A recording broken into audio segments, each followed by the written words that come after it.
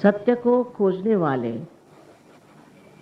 आप सभी साधकों को हमारा प्रणाम। अनेक बार मैंने यही कहा कि सत्य है वो अपनी जगह है, उसको आप बदल नहीं सकते, उसकी आप परिभाषा नहीं दे सकते और उसका वर्णन भी नहीं कर सकते।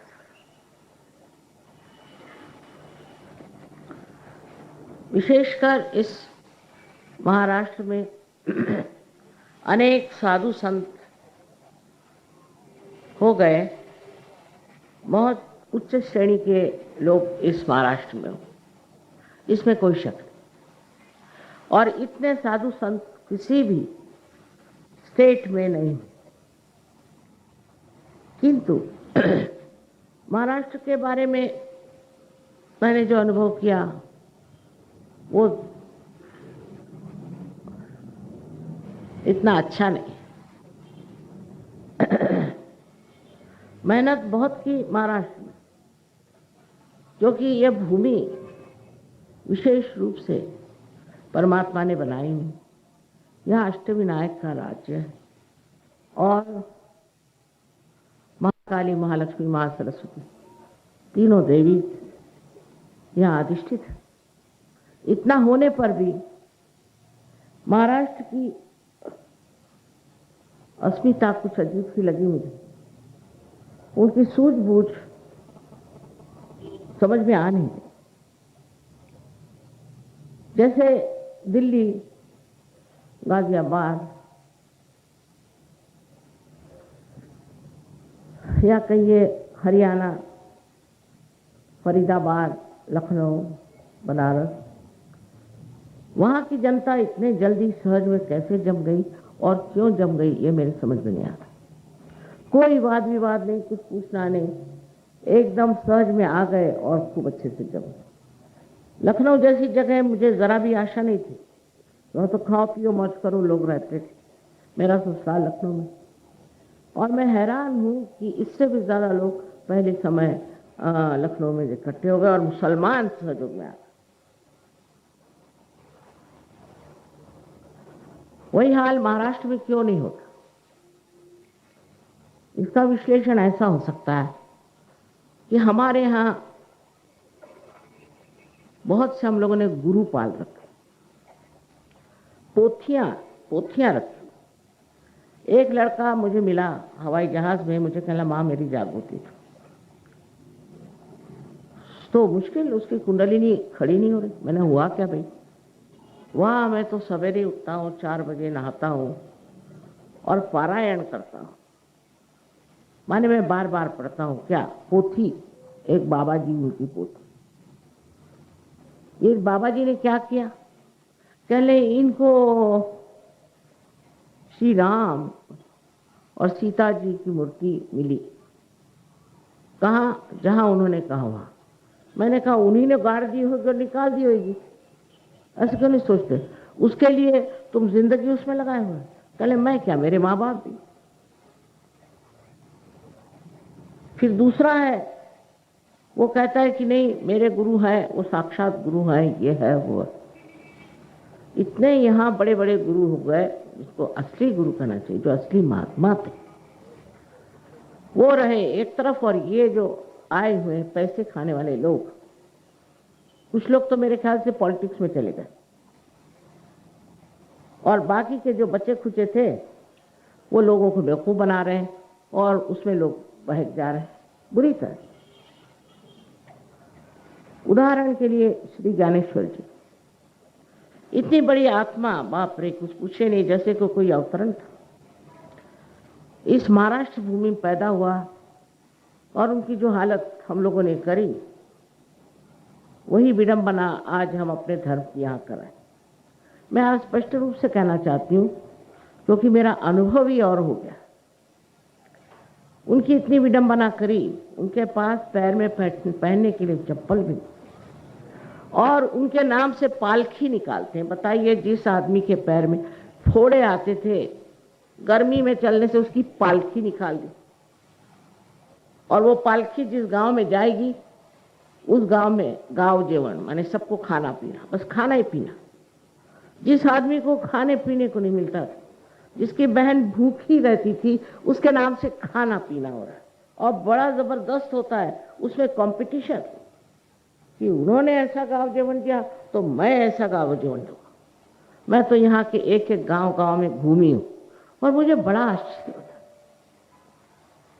दूसरी वारकरी पंथ निकला, वो क्या है?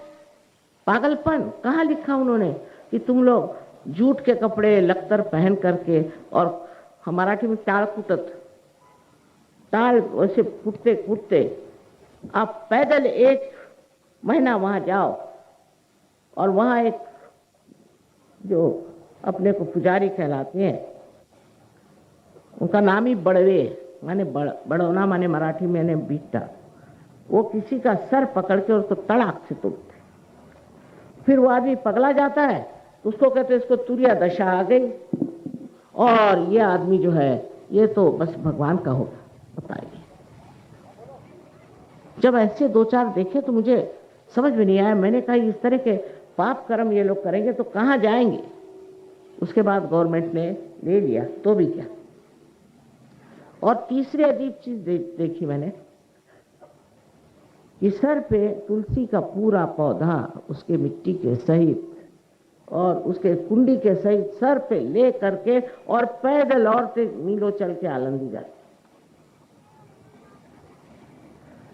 ये किसने बताया? ये कौन से धर्म में? ये श्री ज्ञानदेव जी के इतने बड़े चरित्र पे बहुत बड़ा कलंक हम लोग लगा रहे हैं। इतनी बड़ी बेवकूफियां हम लोग करते हैं जिसकी कोई हद ही नहीं है। इतने महान यहाँ हुए, क्या यही वजह है कि हम इतने महामूर्ख हो गए? आज मैं इसलिए कह रही हूँ कि मेरा जी टूटता है जब मैं देखती हूँ कि इस तरह से हम इतने बड़े महान आत्माओं के नाम पर इतनी गंदगी कर रहे हैं।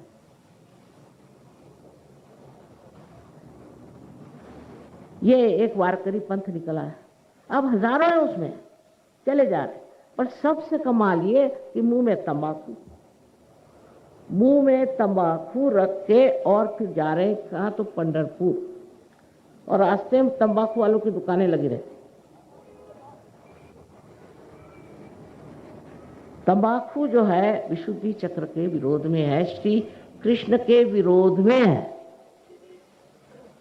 और अब पता हो गया होगा आपको, मेडिकली भी भगवान की कृपा से ये तय हो गया कि तंबाकू खाने से कैंसर की बीमारी अवश्य होती। तो फिर कहते हैं हमारी मुक्ति हो गई। क्या यही अध्यात्म, यही परमात्मा की बात?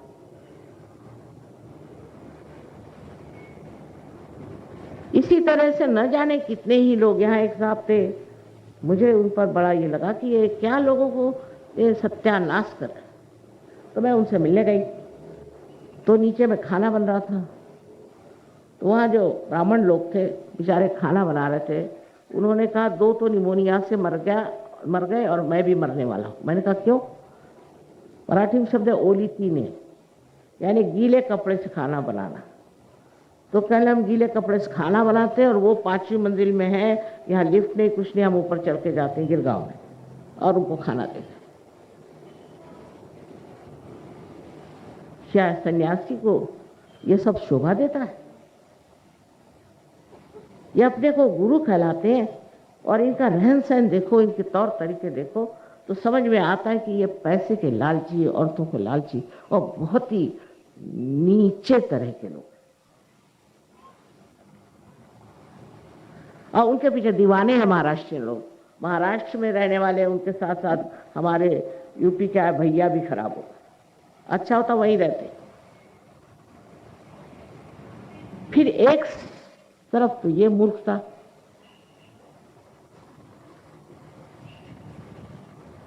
सिद्धि विनायक में आप जाइए तो देखिए तो लाइन ही लाइन लगी। लाइन क्या चाहिए तुमको बाबा? विनायक से क्या मांगा जाता है? नौकरी मांगने जा रहे हैं। ये क्या विनायक का काम है कि तुम्हें नौकरी आते? वो क्या देते? ये तो जानना चाहिए कि वो देते क्या। सुबुद्धि देते हैं। वहां सुबुद्धि लेने कोई नहीं जाता।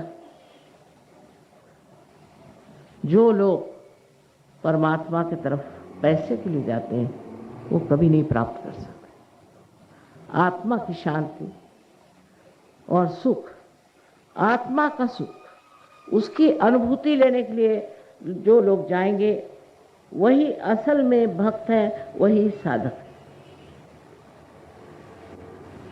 और इस तरह के बेकार के जो लोग काम करते हैं उनको किसी तरह से भक्ति नहीं कर सकते। एक अंत ये है। और दूसरा, यहाँ के जो अपने को इंटेलेक्चुअल समझते हैं, जो अपने को बड़े बुद्धिमान समझते हैं, उसमें सरकारी नौकर साहब लोग, पढ़े लिखे कवि, लेखक आदि आदि आदि अनेक, और उसके अलावा यहाँ अंधश्रद्धा निर्मूलन वाले भी लोग बैठे हुए हैं, जिनको खुद ही नहीं मालूम कि श्रद्धा क्या होती है। वो क्या कहें, वो क्या बोलें। तो ये बुद्धि के चक्कर में घूम रहे हैं। अरे ये सब बेवकूफियां हैं, सब गलत बात है, ये है वो है। एक तरफ ये बेवकूफियां ये देखते हैं, एक तरफ वो बेवकूफियां को उसका पालन करते हैं। इसके बीचों बीच सत्य, इसके बीचों बीच पाने का। ज्ञानेश्वर जी को अगर कोई पढ़ता है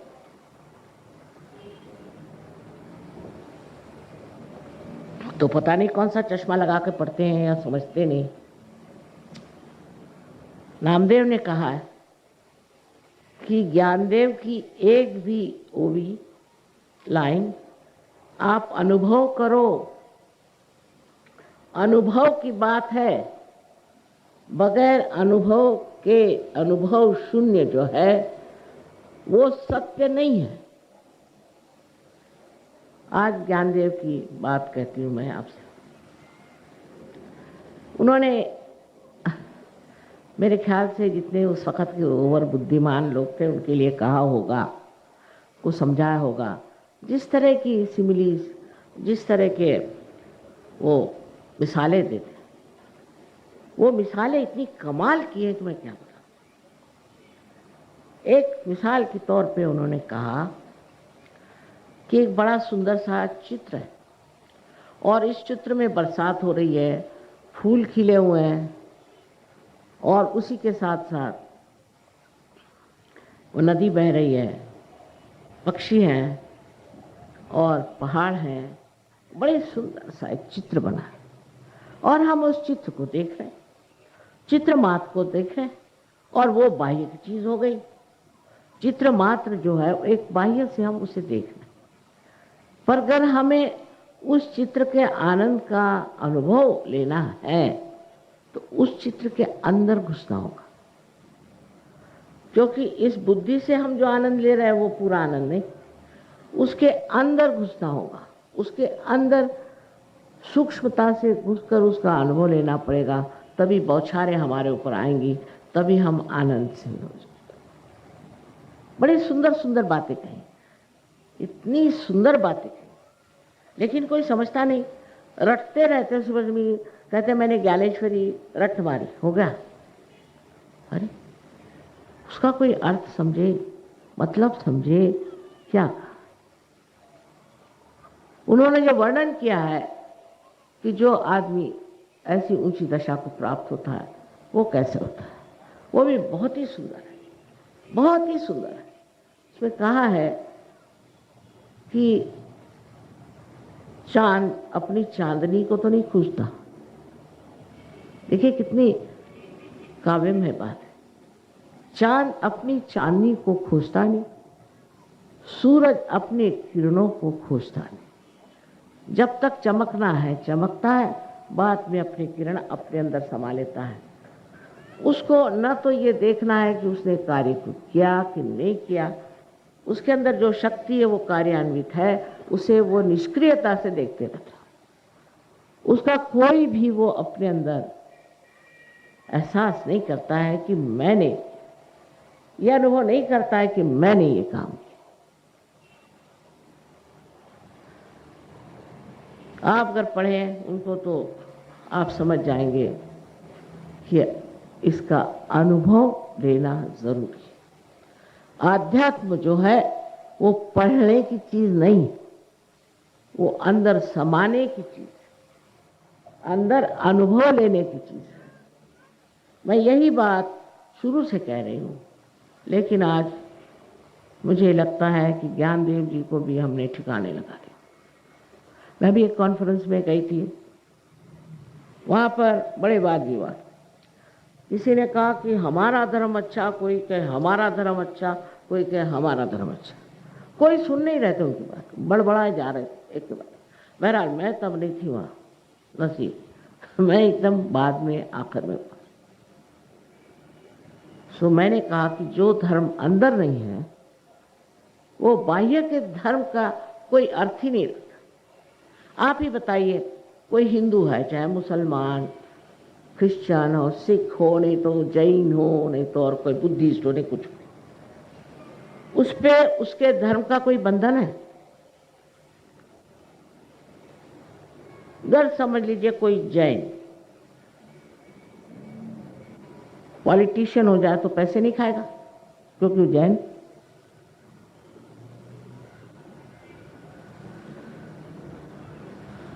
कोई हिंदू बड़ा अपने को हिंदू हिंदू का है, अगर उसको पैसा मिलता है तो क्या अपने देश को बेचेगा? नहीं।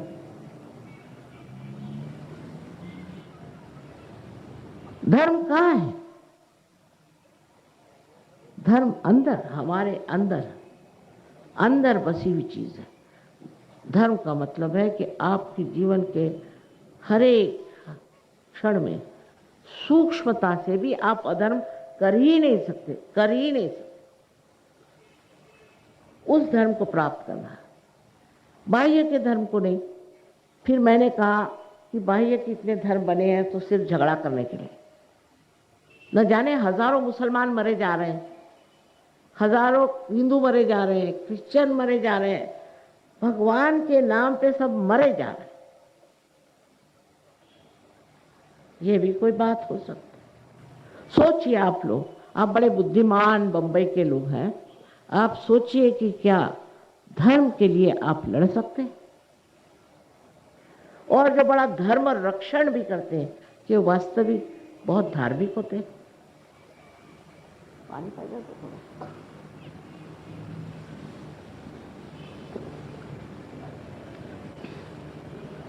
सो मैंने ये बात कही कि साहब, रोम में मैंने बात कही कि धर्म एक होता है। विश्व का धर्म अपने अंदर बसा हुआ निर्मल, उसमें कोई कालिमा नहीं होनी चाहिए। वो विश्व का धर्म स्थापित होना चाहिए। तो वहाँ के जो कैथोलिक चर्च वाले थे वो बड़े घबरा गए। उनका कभी विश्व का धर्म हम नहीं चाहते, हम तो चाहते अलग अलग धर्म, कैथोलिक अलग हो, प्रोटेस्टेंट्स अलग हो, और उसी प्रकार हर एक धर्म अलग अलग अलग अलग हो। मैंने कहा किस लिए? आपस में लड़ने के लिए? आप अलग अलग धर्म क्यों चाहते हैं? नहीं तो आप किस बहाने से लड़ाई करेंगे? अगर एक धर्म हो जाए सारे संसार में तो फिर आप कैसे लड़िएगा? और वो भी एक धर्म जो आपके अंदर जागृत हो गया। उस धर्म की जागृति हुए बगैर कोई भी चीज ठीक नहीं हो सकती। अगर आप कहें कि हमें शांति चाहिए तो शांति का यज्ञ करो, ये करो, वो करो, उससे कुछ नहीं होने वाला। मनुष्य का पूरी तरह से परिवर्तन हुए बगैर ये संसार ठीक नहीं हो सकता। और ये आज का जो समय है ये विशेष है, इसको मैं कहती हूँ ब्लॉसम टाइम। ये समय है जिसको कि लास्ट जजमेंट कहा गया है, जिसको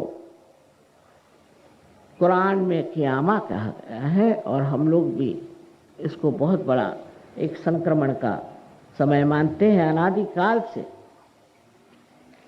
इसके ऊपर बहुत भाष्य हुए हैं, इतना ही नहीं भविष्य हुए। ये विशेष काल है जो इस कल युग में ही होने वाला काम है, या हजारों लोग जो है गिरी कंदरों में सत्य को खोज रहे थे उसे पाएंगे।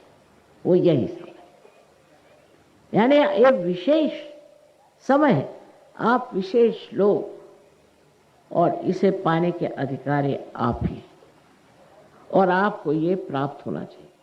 पर अब अगर कोई बड़ा भारी अफसर है तो उसकी खोपड़ी खराब, वो क्यों ऐसे काम करेगा। दूसरे कोई है तो वो म्यूजिक के बड़े भारी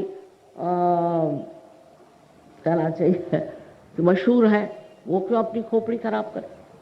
तीसरे हैं वो बहुत रुपया बना रहे हैं, वो क्यों अपनी खोपड़ी खराब करें। और फिर जब उन सब चीजों से आप पे तकलीफ आती है, विपत्ति आती है, तब फिर आपकी आंख जगती। जैसे कि आप कोई बता रहे थे कि साहब आजकल तो मेरे को रिसेशन आ रहा, पैसा है ही नहीं, तो इतना बड़ा आपने इकोनॉमिक्स खड़ा किया तो ये हालत क्यों हो गई, क्यों हो गई, क्या बात। उसमें धर्म नहीं है, और वो भी धर्म जो हमारे अंदर है। उस धर्म की जागृति होते ही सबसे पहली बात मनुष्य में होती है कि वो शांति में समा जाता है। शांति के सागर में आनंद की लहरें, ऐसा आनंदमय उसका जीवन हो जाता है। और उसके लिए पंढरपुर जाने की जरूरत नहीं, द्वारिका जाने की जरूरत नहीं, कहीं जाने की जरूरत नहीं, अपने ही अंदर।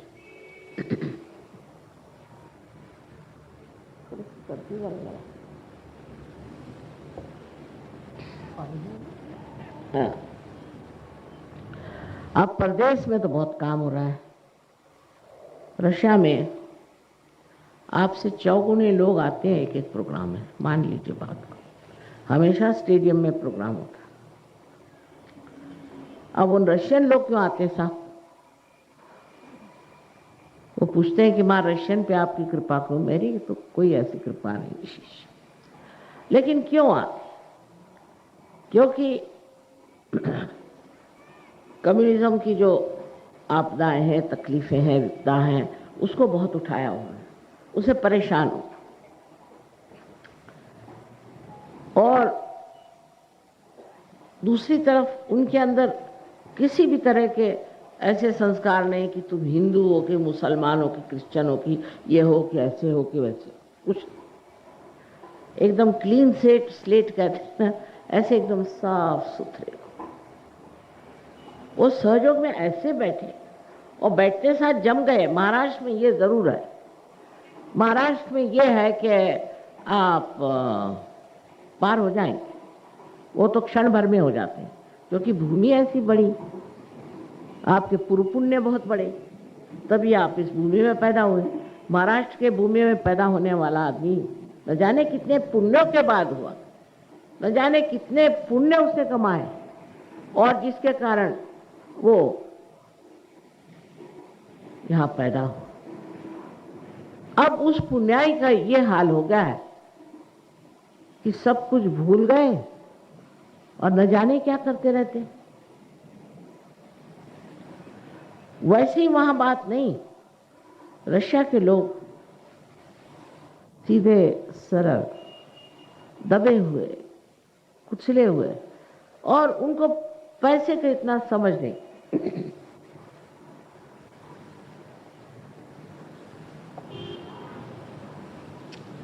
उनसे उनकी गवर्नमेंट ने कहा, आपको सुनाई दे रहा है ना उधर,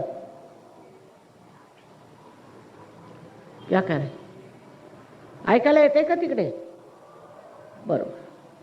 अहो हिंदी भाषा समजत नाही का तुम्हाला, अहो आपली राष्ट्रभाषा आहे, आणि आता स्वतंत्रता दिवस येतोय ना, त्यामुळे म्हटलं हिंदीतच बोलावं।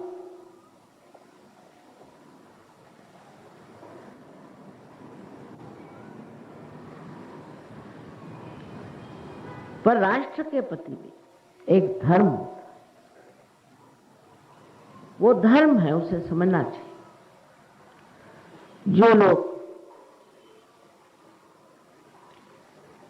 पॉलिटिक्स में गए हैं, राजकारण में गए हैं, उनको ये याद रखना चाहिए कि हमें नाम कमाना है, पैसा नहीं। पैसा कमाना है तो बिजनेस में जाओ, वहां आप नाम कमाने आए। शास्त्री जी, लाल बहादुर शास्त्री का नाम आज भी लो तो लोग नतमस्तक हो जाते। उनका पैसा कमाया था, नाम कमाया। यही बात सरकारी नौकरी की है कि जो सरकारी नौकर है वो भी नाम कमाते। अभी हम लोग प्लेन से आ रहे थे तो 2-4 सरकारी बड़े भारी लोग थे, वो बैठे थे, हमें देखते उन्होंने मुंह फेर लिया। वजह ये कि वो क्या होता है बाहरों में आकर पैसा सकते चक्का, हाँ हवाला। वो लोग हवाला में पकड़े गए, हवाला। और बेचारे इतने शर्म के मारे, बेचारों को क्या करें, हवाला में पकड़े गए। मैं मानती हूँ कि सरकारी नौकर की जिंदगी भी बहुत दुख भरी। हम तो थे, बड़ी मुश्किलों से जिंदगी कटती थी। कोई बात नहीं, आप देश का कार्य कर रहे हैं, कितनी बड़ी बात है। और इतना ही नहीं, आप देश को सुधार रहे हैं, देश की मदद कर रहे हैं। इससे बढ़ के और क्या आप कर सकते हैं?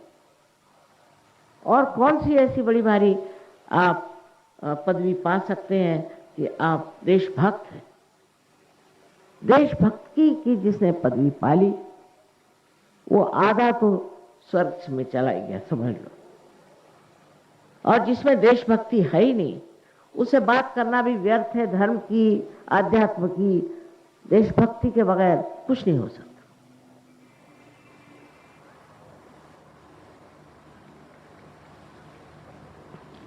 अब हमारे अंदर जो कुंडलिनी है, ये सब आप सबके अंदर, ये कोई नई बात नहीं है। हजारों वर्ष पूर्व इसी महाराष्ट्र में मार्कंडेय स्वामी ने कहा था कि कुंडलिनी नाम की शक्ति है, उसकी जागृति होनी चाहिए। ये तो बात सत्य है कि कुंडलिनी शक्ति हमारे अंदर है, उसकी जागृति होनी चाहिए। जैसे बीज को अंकुर निकलता है, इसी प्रकार मनुष्य के अंदर जो कुंडलिनी है वो अंकुरित होती है और वो आपको ये चारों तरफ फैली हुई परमात्मा की प्रेम शक्ति से एकाकारिता देती। ये घटित होता है, उसके लिए कुछ नहीं करना पड़ता। कुंडलिनी आपकी अपनी माँ, अपनी अलग से अपनी वैयक्तिक इंडिविजुअल माँ, वो आपको फिर से जन्म देने के लिए लालायित, आपके बारे में सब कुछ जानती है और अत्यंत प्रेम से चाहती कि आप इस दूसरे जन्म को प्राप्त हो। अब सब धर्मों में लिखा है कि आपका दूसरा जन्म होना चाहिए। ऐसा कौन सा धर्म है जिसमें नहीं होता? लेकिन अगर आप अपने ही माथे पे लिख के घूमे कि हमने तो ब्रह्म को जाना, मतलब क्या? या आपने कहा कि आई एम ट्वाइस बॉर्न, तो क्या? ऐसे इश्तहारात लगा लगा कर आप अगर घूमे तो इसमें आपको समाधान क्या मिलने वाला है? सो ये कुंडलिनी का जागरण जब होता है तो ये 6 चक्रों में से गुजरती है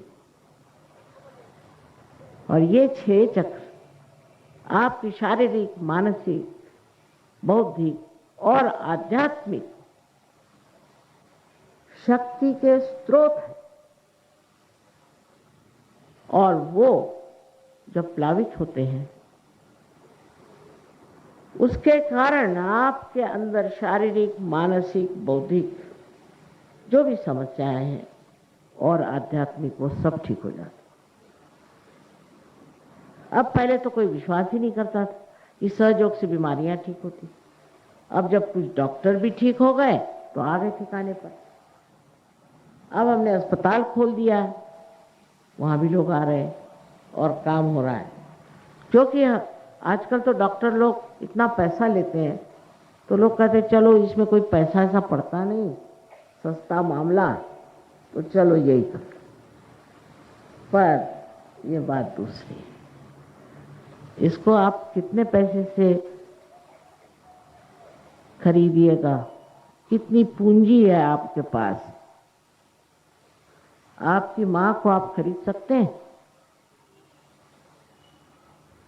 यहां तो लोग भगवान को भी बेचते हैं, ऐसे भी पागल लोग हैं। लेकिन ये तो आपकी माँ है। कम से कम अपने भारतवर्ष में माँ को बेचने की कोई नहीं बात करता। जो लोग कुंडलिनी के जागरण के नाम पर पैसा लेते हैं वो अपनी आपकी माँ को बेच रहे हैं।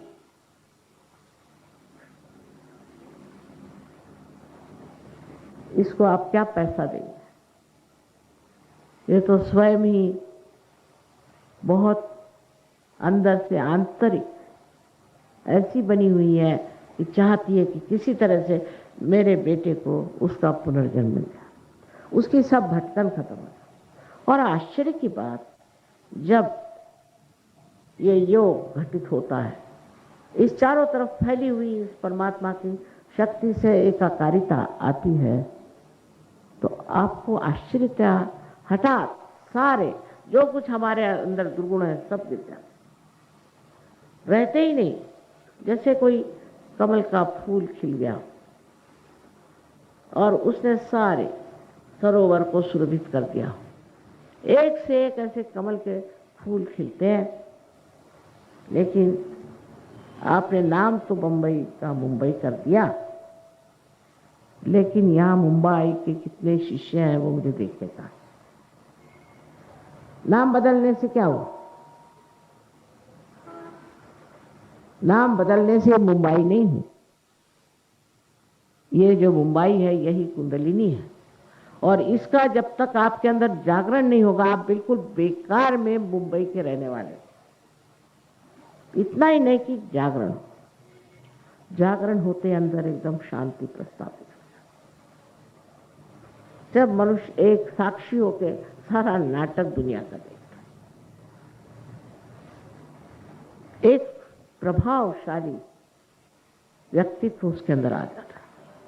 मुझे आश्चर्य होता है कि जब लोगों की जागृति हो गई, उसके बाद उनका माँ हमने तो बहुत इस पर कुंडलिनी के कारण हमारा तो बहुत लाभ हो गया, हमारे लड़के पढ़ने लिखने में अच्छे हो गए, फलाना हो गया, ठिकाना हो गया। अरे होगा ही, क्योंकि आप परमात्मा के साम्राज्य में आ गए और परमात्मा की सारी शक्तियां आपके अंदर प्रभावित है।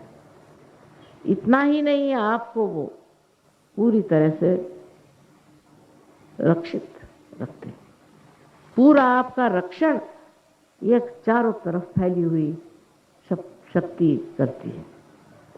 और अब लोग तो यहां तक कहने लग गए, जो पार हो गए, कि माँ अबे हमें कोई किसी चीज की चिंता ही नहीं रही। ऐसा हमारा इंतजाम सब कर देते हैं कि समझ में नहीं आता। और ये चीजें महाराष्ट्र में सबसे अधिक होनी चाहिए, क्योंकि सारे श्रद्धा का स्थान ये महाराष्ट्र। मैंने यहाँ इसीलिए जन्म लिया कि ये श्रद्धा का स्थान। तब वो महाराष्ट्र था, अब नहीं है, लेकिन हाँ, ये सब करने पर भी अभी भी मैं देखती हूँ कि पार हो गए, शांति मिल गई, समाधान मिल गया, तंदुरुस्ती ठीक हो गई, कैंसर ठीक हो गया, ये हो गया, वो हो गया, पर तो भी सहज में गहरे नहीं उतर पाते। जब तक आप सहज में गहरे नहीं उतरेंगे मजा नहीं आने वाला। मराठी में कहते हैं ना अर्धवट, उस तरह के आप हो जाए, उससे कोई मजा नहीं आने वाला। और बगैर उसके फिर रखा ही क्या है? सारी चीज हम मजाक करने के लिए करते। सिनेमा जाएंगे इसलिए उसमें मजा आ रहा है, कुछ भी चीज देखते हैं, कहीं जाते हैं, घूमते फिरते हैं, मजे के लिए करते हैं। और ये मजाक क्या कहना चाहिए, तो आनंद के सागर में डूबने की बात, पर पूरी तरह से इसमें डूबना तो होगा।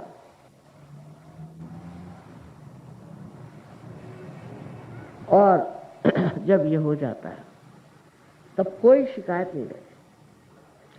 नहीं तो यही कि मेरा बाप ठीक नहीं, मेरी माँ ठीक नहीं, मेरी नौकरी नहीं, मेरी शादी नहीं होती, ऐसी चिट्ठियां मेरे पास आती रहती हैं यहाँ तक, विशेषकर महाराष्ट्र में।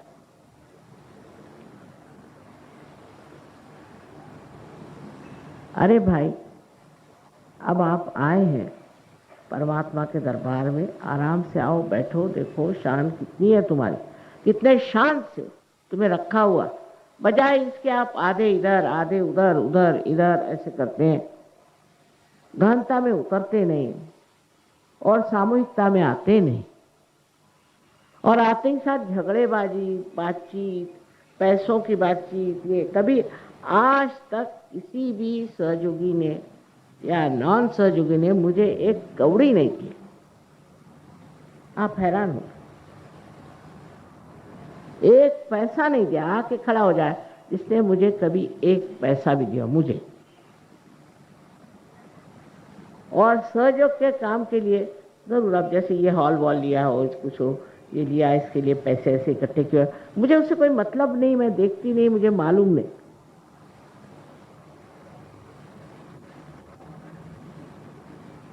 लेकिन बातें चल जाएंगी, गड़बड़ शड़बड़ बातें उठेंगी, ऐसे से कोई सहयोग चलने वाला। हाँ, थोड़ा सा उनका मराठी तो ही बोला माता जी, तो थोडंसं मराठीत बोलते।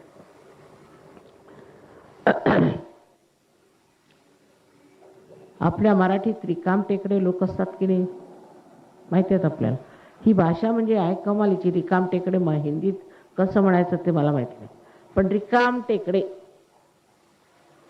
तर काय नाही, तर वारी करायची।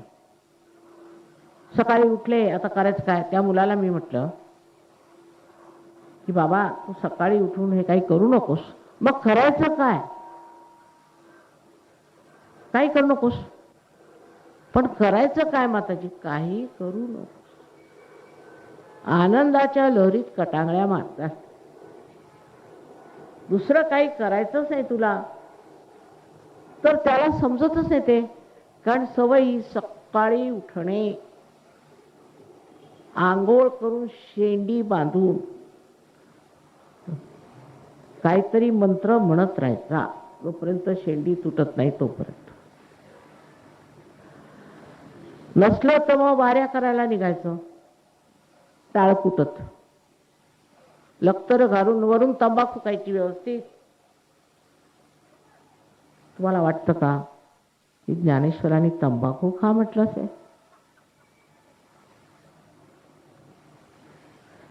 पण तंबाखू नका खाऊ म्हटलं की आम्हाला सहयोग नको का?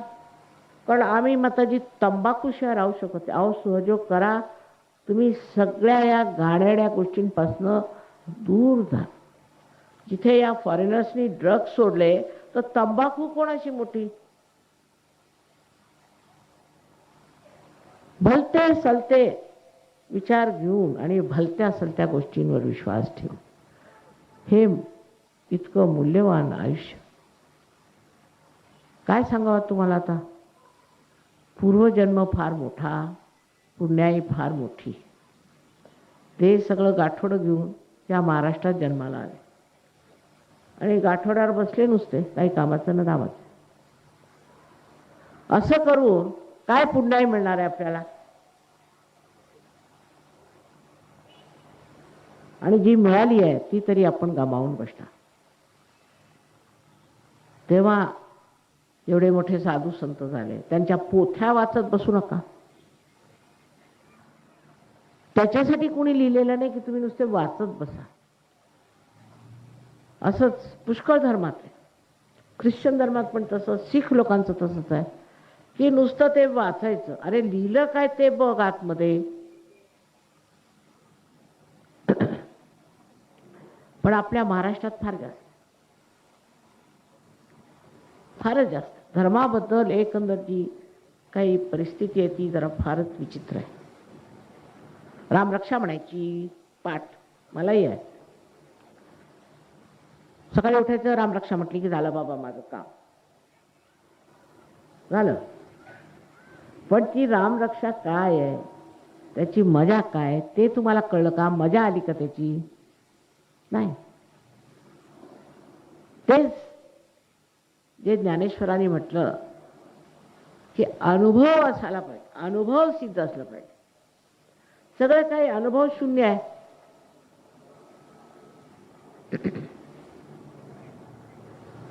ओरडून हा, आता अनुभव शून्याची एक मजेदार गोष्ट मी तुम्हाला सांगते, कदाचित तुम्हाला माहित नसेल. ती म्हणजे अशी, एक गृहस्थ ते शहापेश म्हणून, तो म्हणजे बिलंदर असेल. त्याने जाऊन सांगितलं की राजाला की मी तुझ्यासाठी एक मोठा सुंदर पॅलेस करतो, मी फार चांगला आर्किटेक्ट आहे, असं तसं आहे. राजाने सांगितलं किती पैसे पाहिजे? तर म्हणे इतके इतके पैसे पाहिजे. बरं, कधी तयार होईल? 6 महिने. बरं, त्यांनी त्याला पैसे देऊन टाकले. बरं बाबा तू बनव. आता हा गेला बनवायला. 6 महिने राजा तिथे आला. त्यांनी म्हणे कुठे आहे पॅलेस? हा म्हणे हा समोर. काहीच नाही. हा समोर तर आहे म्हणे, बघा हे द्वार आहे मुख्य, त्या द्वारात आता आपण चालू. काही नाही. असं फिरवत फिरवत घेऊन गेला. म्हणे आता हे सिंहासन, याच्यावर बसा. राजाने पाहिलं काही सिंहासन नाही. राजा फार हुशार. तो म्हणाला असं आहे, शापेश तुला मी बक्षीस देतोय. काय? तू बस या सिंहासनावर. त्याला बसव. असाच बसला राहा म्हणे, त्या सिंहासनावर असाच बसला राहा. एवढी शिक्षा त्याला झाली की फार तर फार 5 मिनिटं बसला असेल त्या अवसानात. आणि मग लागले त्याचे पाय लटपटायला. मग त्यांनी क्षमा मागितली. तसंच आपलं आहे. त्याच्यात काही गम्य असो वा नसो, सिंहासनावर बसलो होतो आपण. आम्ही हेही करतो, आम्ही तेही करतो. काही करू नये, काही करण्याची गरज नाही. काहीही करू नका. फक्त कुंडलिनीचं जागरण झाल्यावर 5 मिनिटं ध्यान करायचं. आणि सामूहिकतेत या. सामूहिकतेत हा फायदा की जर तुम्हाला एक त्रास झाला असला, समजा तुम्हाला एखादे हे चक्र झाले, तर दुसरी इतकी मंडळी तिथे असतात की ते चक्र नीट होऊन जातं. म्हणून सामूहिकतेत या आणि नम्रपणे घ्या. तुमचं आहे, तुझं आहे, तुझं पाशी तेच त्यांना द्यायचं. त्यात माझं काही देणं घेणं लागत नाही. आणि ही महाराष्ट्र माझी मायभूमी आहे. त्या महाराष्ट्रामध्ये कमी पडावं ह्याचंच मला आश्चर्य. अहो रक्त ओतलं त्या संतांनी इथे. असं कोणत्या ह्याच्यात केलंय बरं? आणि काय वेड्यासारखं करत बसले? ह्या गोष्टी कुणी सांगितल्या तुम्हाला? पण हे उपटसुंभ आले आणि लागले त्याच्या पायाला. हा बाबाजीनी, तो बाबाजी न तो डाबाजी. कोणी देवाच्या नावावर पैसे तुमच्याकडे मागितले तर पहिल्यांदाच तो लबाड आहे समजलं पाहिजे, त्याला बाहेर घालून टाक. देवाला पैसे समजतात का? त्याला बँक समजते का? कुंडलिनीचं जागरण झालं की तुमच्या एकदम लक्षात येईल, डोक्यात लक्कन प्रकाश पडेल. कारण ह्या आत्म्याचा प्रकाश आहे आणि त्या प्रकाशामध्ये आपलं चित्तसुद्धा प्रकाशित होतं. असं प्रकाशित होईल की ते चित्त जिथे जाईल तिथे प्रकाश, तिथे शांती. आणि ज्या माणसाकडे लक्ष घालाल तो कोणत्या स्थितीत ते कळेल, तुमच्या बोटांवर कळेल हे. आणि हे मोहम्मद साहेबांनी लिहिलेलं आहे. त्यांच्या 5व्या इमामनी तर स्पष्ट लिहिलेलं आहे की अशी वेळ येईल की तुमच्या बोटांवरती तुम्हाला सत्य कळेल आणि तळहात हथेली पर तुम्हाला सत्य जाणवेल. हे त्यांच्या 5व्या इमामनी सांगितलं आहे. आता त्यांच्या 2 भाग आहेत, एक सुन्नी आणि एक शिया. तर शिया लोक त्यांचा विश्वास सर्व आपल्यासारखे आहेत. त्यातल्या त्यात त्यांच्याकडे इमाम आहेत. इमाम म्हणजे आत्मसाक्षात्कार. तसे सुन्नींमध्ये नाही. सुन्नी एक सुन्ना म्हणून एक कोणती तरी त्यांनी ती काढली नवीन पद्धत आणि त्याच्यात ते वाहून गेले. खरं म्हणजे ही पद्धत काढली होती मोझेसनी ही पद्धत काढली होती ज्यूजसाठी. तर ज्यूज म्हणे आम्हाला आमच्या बसची नाही म्हणून त्यांनी मग ती सुन्ना म्हणून तिची काढली. त्याचा संबंध काही मोहम्मद साहेबांशी नाही. इवन कोराण सुद्धा मोहम्मद साहेबांनी जे आहे ते 40 वर्ष ते नसल्यावर लिहिलं गेलेलं. तिसरी गोष्ट म्हणजे हादी म्हणून एक आहे, त्याच्यात म्हणतात की मोहम्मद साहेबांचे शब्द आहेत. अशा परिस्थितीत लोक केवढी भांडणं करतात हो देवाचं नाव घेऊन. किती लोक मरतायत, त्यांच्या बायकांची काय दुर्दशा आहे. तसंच आपल्या हिंदू धर्मात आहे, तसंच ह्या ख्रिश्चन लोकांचं तर विचारायलाच नको. मी म्हटलं तुम्ही दारू कशाला पिता, म्हणे बायबलमध्ये सांगितलं. बायबलमध्ये? अरे बापरे, असं कसं सांगेल ख्रिस्त. जे चेतनाच्या विरोधात आहे त्या गोष्टीला ख्रिस्त कसा सांगाय. नाही म्हणे तो एका लग्नाला गेला होता आणि तिथे लोकांना त्यांनी एकाच्यात हात घातला पाण्यात आणि त्याची दारू बनवली. म्हटलं दारू कशानं. द्राक्षरस बनवला असे. मी करू शकते म्हटलं. द्राक्षरस बनवू शकला असेल, कारण एका मिनिटात दारू बनवू नाही शकत, त्याला सडवावं लागतं. किती वेळ तरी त्याच्यात काही घाण घालावी लागते, तेव्हा ती खरी दारू बनते. मी बघितला तो प्रकार. आपण ती घाणच प्यायला लागल्यावर ती घाणीची सळून जाते ना, मग आवडत नाही दुसऱ्या गोष्टी. तर म्हटलं एका मिनिटात दारू बनत नाही, स्पॉन्टेनियसली. मग तुमचं म्हणणं आहे की ख्रिस्तानी सांगितलं की तू दारू पी म्हणजे कमाल केली म्हटलं तुम्ही. दुसरं काही दिसलं नाही. तसंच ख्रिस्तानी सुद्धा स्वतः बायबल लिहिलेलं नाही. त्याच्यात एक गृहस्थ मधूनच आले, त्यांचं नाव पॉल, आणि त्यांनी धरला. त्याचा शिष्य एक होता, फारच वाईट म्हटलं पाहिजे किंवा फार निम्न स्तराचा एक शिष्य होता. त्याला धरलं हाताशी आणि संबंध बायबल बदलून टाकला. त्यातला एक टॉमस होता, तो पळाला आणि हिंदुस्थानात आला. दुसरा होता तो भांडला. सगळं काही झालं. तेव्हा आजकाल आपल्याला आश्चर्य वाटेल की 125 शाखा आहेत ख्रिश्चन धर्माच्या. आता त्या ख्रिस्ताचे 125 तुकडेच पाडल्यासारखं झालंय की. जर एकच परमात्मा आहे आणि जर सत्य एकच आहे तर इतके अनेक प्रकार कसे होतील. आता म्हणे आम्ही फक्त गणपतीलाच भजतो. कशाला. नाही, आम्ही फक्त गणपती, दुसरं काही नाही.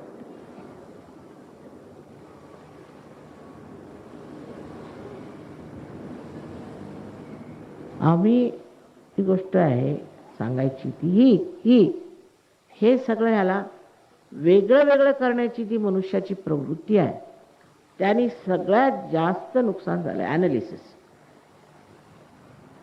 गणपती वेगळा, तर शिव वेगळा, तर देवी वेगळी, हे असे प्रकार करून धर्माला तोडून टाकले आपण.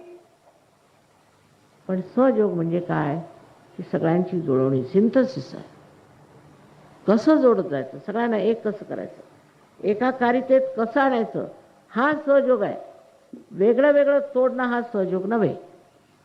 आणि तसं होत चाललंय. आता 65 देशातून इथे लोक आलेले आहेत.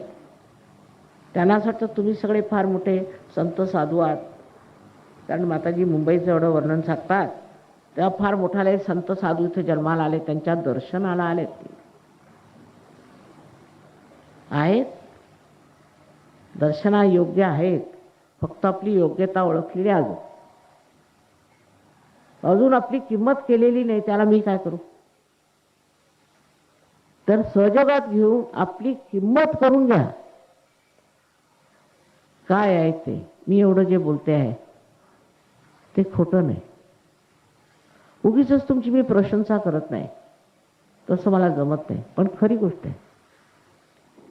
सगळं काही दडलेलं महाराष्ट्रात आहे, पण महाराष्ट्रात दगडदेवांनी निर्माण केले आणि संत साधू निर्माण केले. त्यातला कोणता भाग तुम्ही उचलणार आहे तुमच्यावर अवलंबून.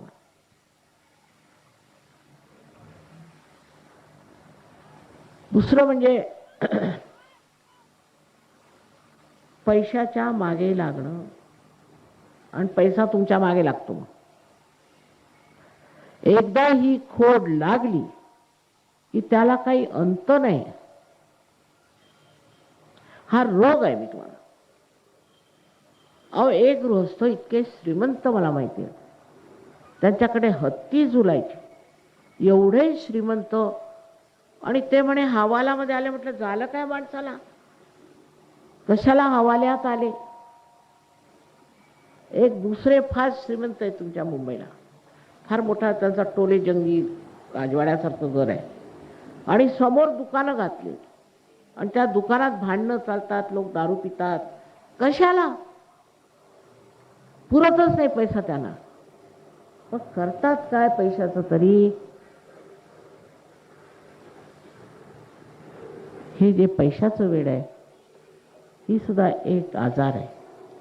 अनेक आजारापैकी मला वाटतं हा एक आजार आहे, आणि तो सहयोगाने बरा होतो.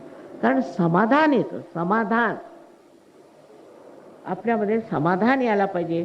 आणि ते समाधान नाही तेव्हा आज एक वस्तू घेतली ती गेली चुलीत, दुसरी वस्तू गेली ती गेली चुलीत, तिसरी घ्या, चौथी घ्या, पंचवी, संपतच नाही.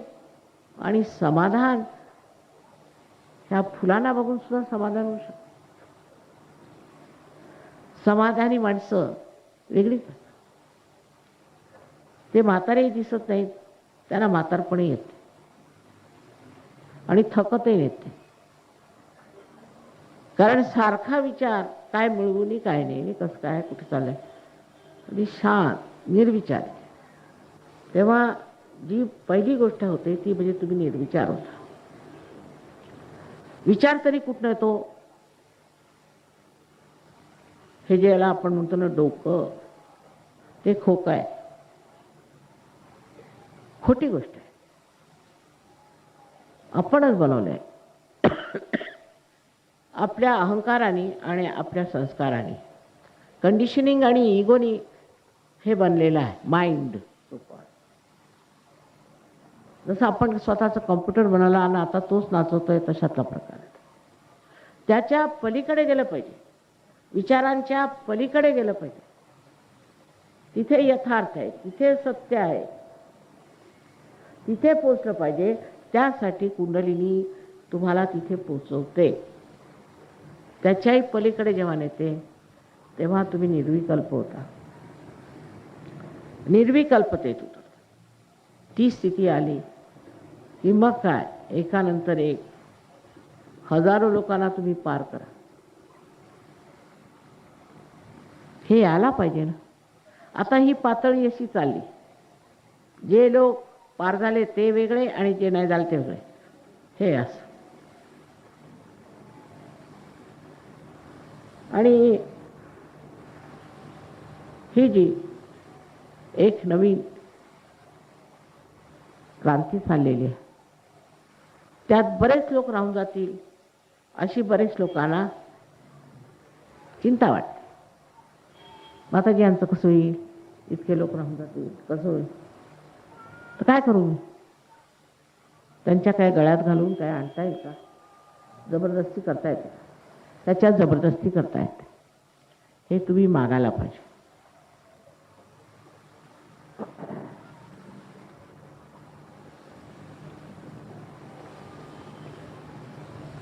सांगायचं म्हणजे केवळ सत्य तुम्ही जाणता, तुमचं चित्त आलोकित होतं आणि तुम्ही आनंदाच्या सागरात पोहत राहता. म्हणजे तुम्ही सच्चित आनंद जी स्थिती म्हटलंय त्याला प्राप्त होता, प्राप्त होता. ती तुमच्यातली स्थिती, ती तुमच्यात येते.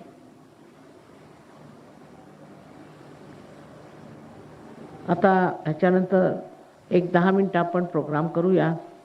त्याच्यात जेवढे लोक पार होतील तितकं उत्तम.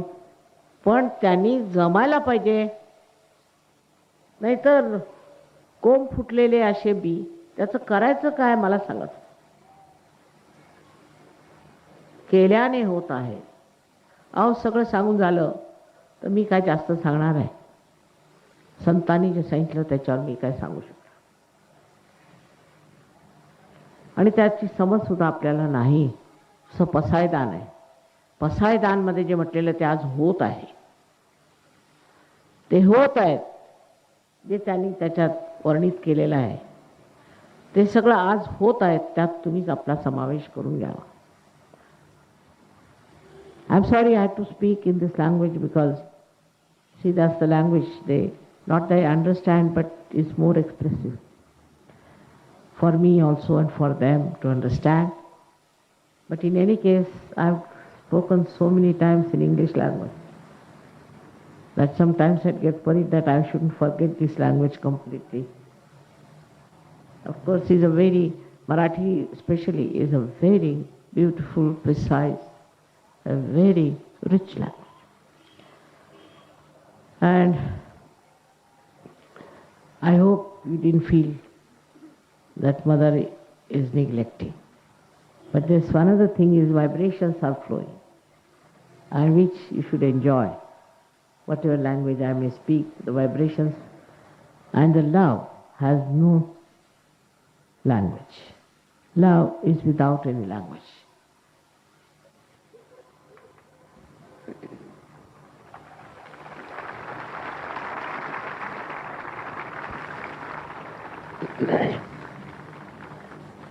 तर सर्वांना अनंत आशीर्वाद आहे. आणि परत सांगायचं म्हणजे आत्मसाक्षात्कारासाठी फोर्स कोणाला करता येत, कोणाला जबरदस्ती लादू शकत.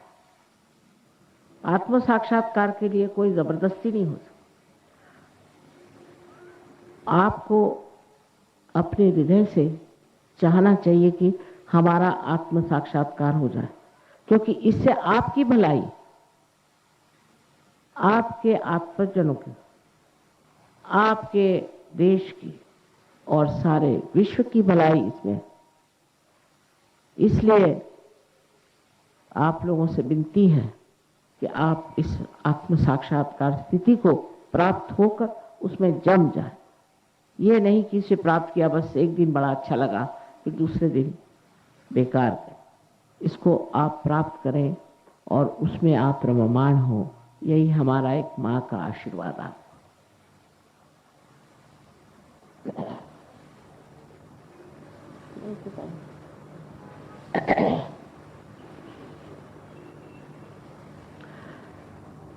इसमें एक बात आपसे कहनी है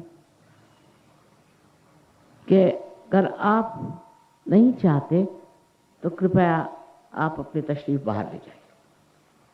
इसमें ज़बरदस्ती नहीं हो. इसलिए आप कृपया अपनी तशरीफ ले जाएं, ना कि दूसरों को देखें.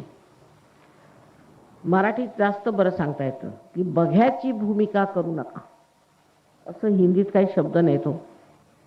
तेव्हा सर्वांनी हे प्राप्त करा. आणि नको असेल तर व्यवस्थित घरी जावं, ते बरं. 10 मिनिटाची गोष्ट आहे. पण सगळ्यांना मी म्हणेन इथे येऊन बसा. अहो तुम्ही इकडे हे बांधलंय ना, इथे इथे बोलून घ्या ना. या लोकांना उभे आहेत त्यांना, इथे या, बसून घ्या, समोर येऊन बसा. बसल्याशिवाय नाही होणार. बसलं म्हणजे बरं.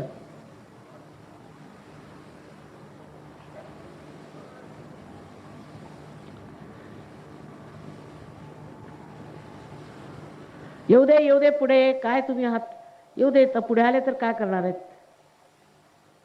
येऊ दे. एवढे शिस्त नको. बसा बसा बसा बसा बसा. साधक आहेत ते, त्यांचा मान केला पाहिजे. हां,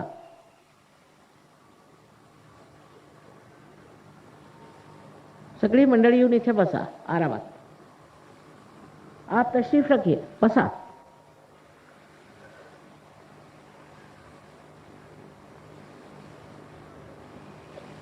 तो आमच्या नागपुरी भाषेत म्हणतात बसून घ्यावे.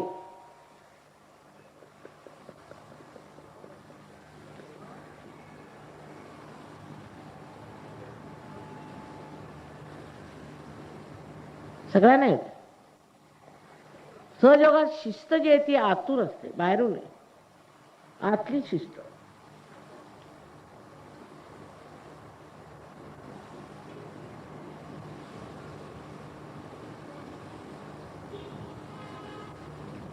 अहो बसा मंडळी, बसा. या या इकडे या. बसा, 5 मिनिटं बसायचे. बसा. तरी उभेच काय करा.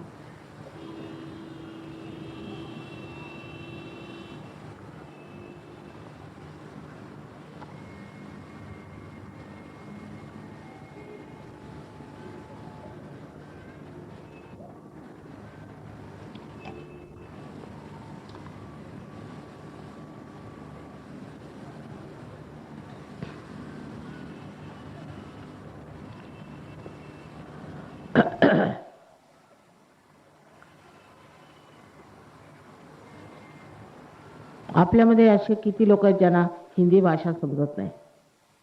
सर्वसाधारण हात वर करा. वाह, उत्तम. वाह वाह. बर, मग मी हिंदीतच सांगते.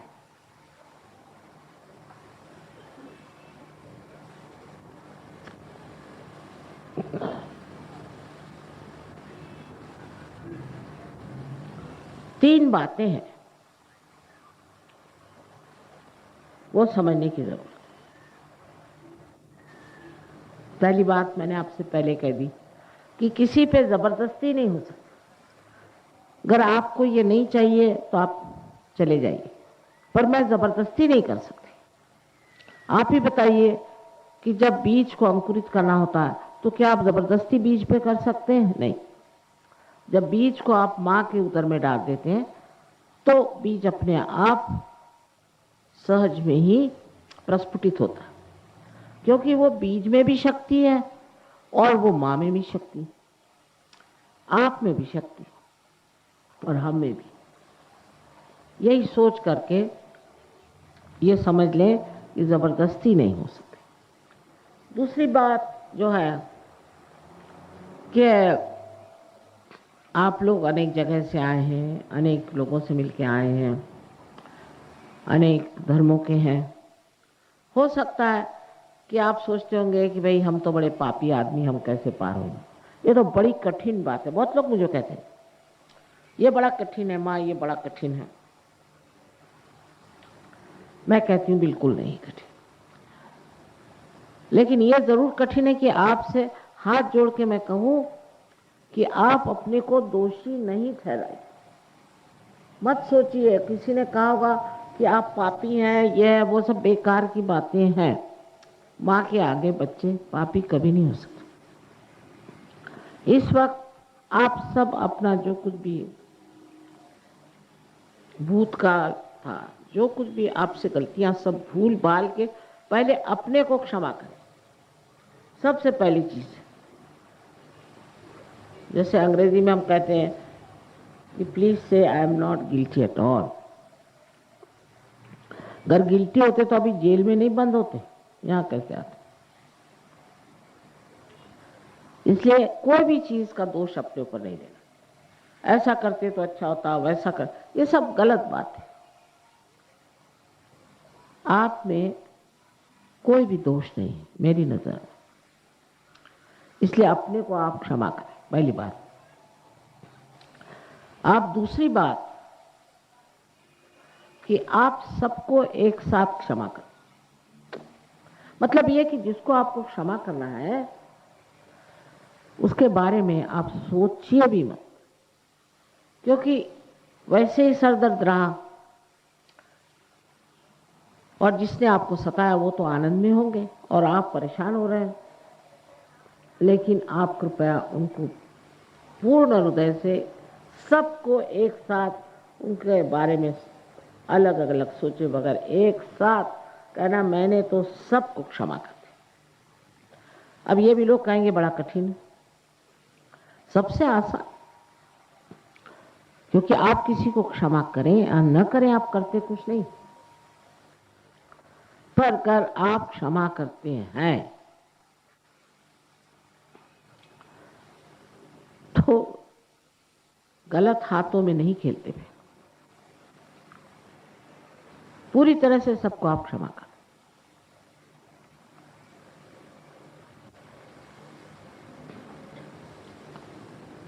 और तीसरी बात जो है वो ये कि ये जान लीजिए, विश्वास रखें कि आप सबको आत्म साक्षात्कार आज होने वाला है। अपने बारे में कोई शंका करना ही नहीं, ये विश्वास पूरा रखें।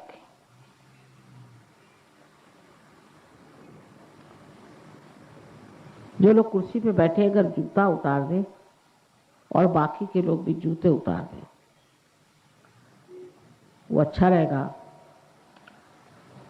इंग्लैंड में मैंने पहली मर्तबा लोगों से कहा कि आप लोग जूते उतारिए, तो आधे लोग तो उठ के चल दिए।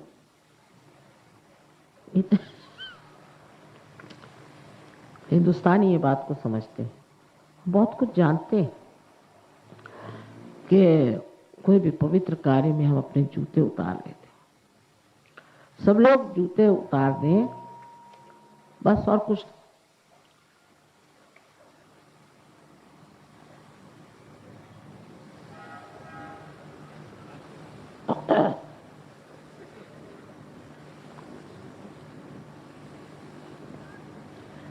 और आराम से बैठे,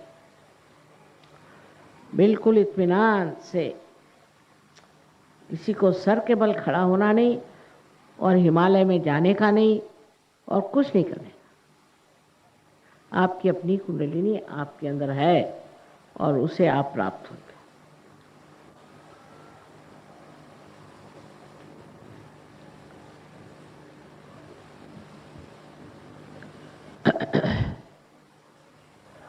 इकडे तोंड करून बसा ना, अहो शिपाईराव, इकडे तोंड करून बसा, तुम्हाला मिळेल। शिपाई झालात म्हणून काय? हां, बंदूक बिंदूक तर नाही घेऊन आले?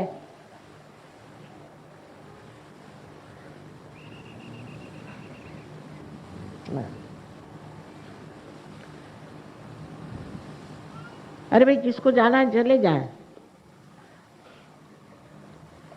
अब सिर्फ दोनों हाथ मेरे और कर, दोन्ही हात माझ्याकडे करा।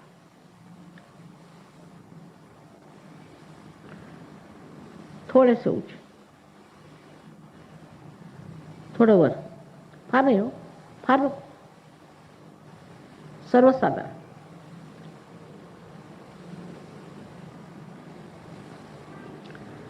एक कमाल ये है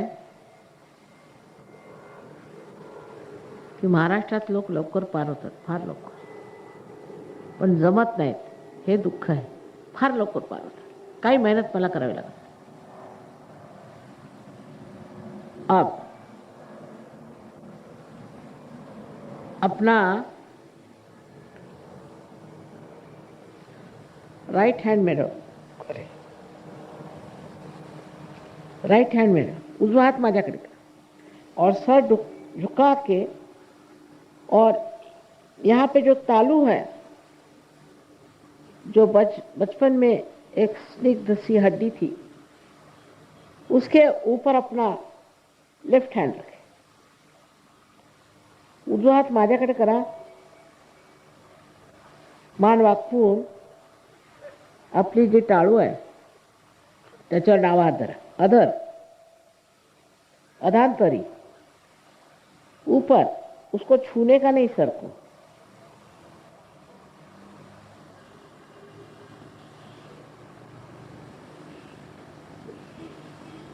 सर झुकाइए, सर झुकाइए, डोकं मान खाली घातली पाहिजे, नाही तर नाही होत, जमत नाही।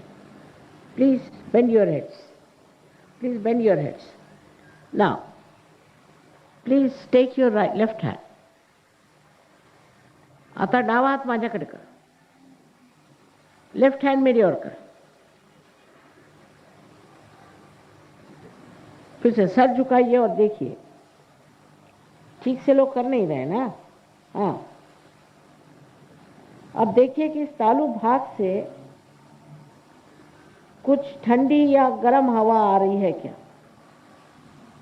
या टाळूतून, तुमच्या स्वतःच्या टाळू गरम किंवा थंडी हवा येत आहे का? स्वतःच बघायचं। आप खुद देखिए और खुद ही सर्टिफाई करिए।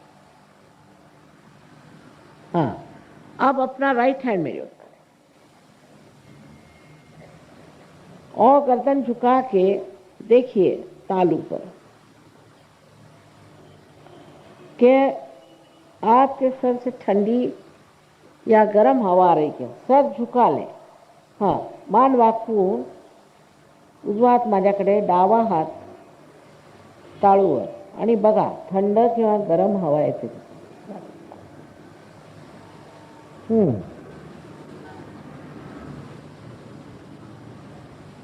अब फिर लेफ्ट हैंड फिर से सर झुका लें और राइट हैंड से देखिए तालू के भाग से ठंडी हवा आ रही है क्या या गरम हवा? हमने गरम हवा इसलिए आ रही है क्योंकि आपने अपने को माफ नहीं किया और दूसरों को माफ नहीं किया, इसलिए गरम हवा आ रही। तर डावा हात माझ्याकडे करा, मान खाली घालून आणि उजवा हात टाळू भागावरती अधांतरी धरायचा, मान वाकून घ्या। आता इथे जर गरम हवा येत असली तर असं समजायचं की तुम्ही स्वतःला एक क्षमा केलेली आहे किंवा दुसऱ्यांना केलेली आहे, तर ती आता करा, क्षमा करा, सगळ्यांना क्षमा करा, स्वतःला आणि दुसऱ्यांना। मान खाली करायला पाहिजे ना, ती करत नाही। बरं, आता दोन्ही हात आकाशाकडे करायचे आणि मागे दोन्ही हात अशी, मान अशी मागे करून आकाशाकडे। आता एक प्रश्न विचारा, 3 प्रश्नातला कोणताही एक प्रश्न विचारायचा 3दा। आप हाथ दोनों ऊपर कर लीजिए और गर्दन पीछे की ओर, आकाश की ओर देखिए और 3 सवालों में से कोई सा भी एक प्रश्न आप 3 बार पूछें। अब आप मुझे माँ कहें या श्री माता जी कहें, आपण मला आई म्हणा किंवा श्री माता जी म्हणा। अब पहला सवाल, श्री माता जी, ये क्या परम चैतन्य है? पहला प्रश्न, श्री माता जी, हे परम चैतन्य आहे का? दूसरा सवाल, श्री माता जी, ये परमात्मा की प्रेम शक्ति है। दूसरा प्रश्न, ही परमेश्वराची प्रेमशक्ती आहे का श्री माता जी? तीसरा प्रश्न, क्या यही रूह है? तीसरा प्रश्न, क्या हेच रूह आहे का? आई, ह्यालाच रूह म्हणतात का? माँ, इसी को रूह कहते हैं क्या? इसमें से कोई सा भी प्रश्न 3 बार हृदय से पूछे और अब हाथ पीछे करें, नीचे करें। अब दोनों हाथ मेरी ओर,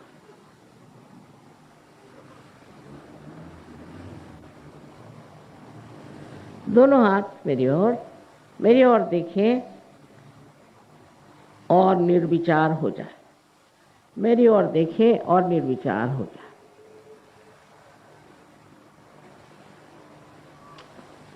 इसमें मेस्मरिज्म का कोई सवाल नहीं, क्योंकि मैंने तो आंखें बंद कर ली हैं। लोग तो आंख से मेस्मराइज करते हैं, अजीब अजीब बातें करते हैं। हाँ, आप देखिए, हाँ, निर्विचार हो जाए। किसी किसी के हाथ के नीचे के हिस्से से ठंडी हवा आ रही होगी तो वो उसको उठा के और ऊपर ले आए, इस तरह से, इस तरह से, इस तरह से, इस तरह से। कोणाच्या हाताच्या खालून थंड हवा येत असेल किंवा गरम हवा, ती अशी उचलून खालून अशी वर आणायची, परत अशी वर आणायची, असं दोनदा केलं की झालं.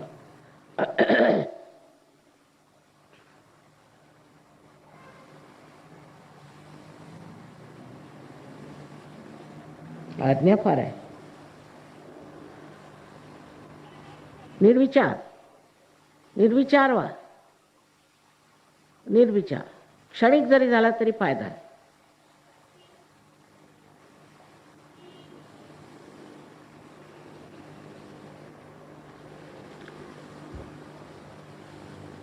आता ज्या लोकांच्या हातामध्ये,